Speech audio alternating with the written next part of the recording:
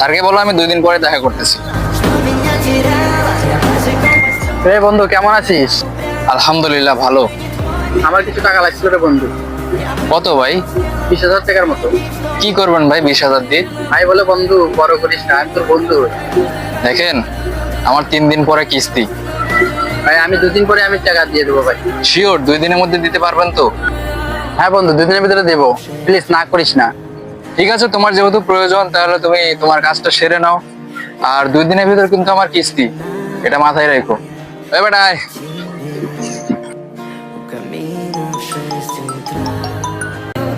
Hello, কি ব্যাপার? আপনার কিস্তি পরিশোধ করার সময়সীমা শেষ হয়ে যাচ্ছে, আপনি কিস্তি দিচ্ছেন না কেন? দেখেন স্যার, আমার দেওয়ার তো কথা ছিল, কিন্তু 2 দিন আগে আমার বন্ধুকে টাকাটা দিয়ে দিই।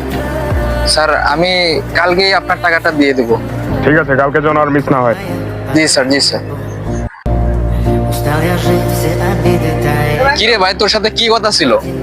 2 দিনের মধ্যে টাকা দেওয়ার কথা ছিল, আজকে 1 সপ্তাহ হয়ে গেল। তোর কে মাইরা খাইলাম রে বেটা। 1 সপ্তাহ হয়ে যাইতেছে, টাকা কি দিবি না?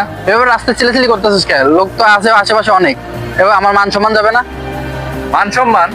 তুই তো কথা দিয়ে কথা রাখতে পারোস না। যা তো ভাই যা। তুই কি যাবি? আমি যাইতেছি, যা।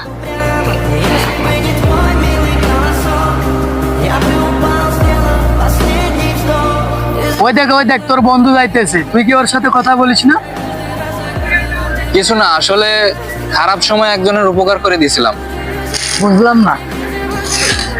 কাউকে ততটুকুই টাকা দিও যতটুকু টাকা দিয়ে ভুলে যেতে পারো, নাহলে ভুলবশত যদি টাকা চেয়ে বসো তাহলে টাকাও যাবে, বন্ধুও হারাবে।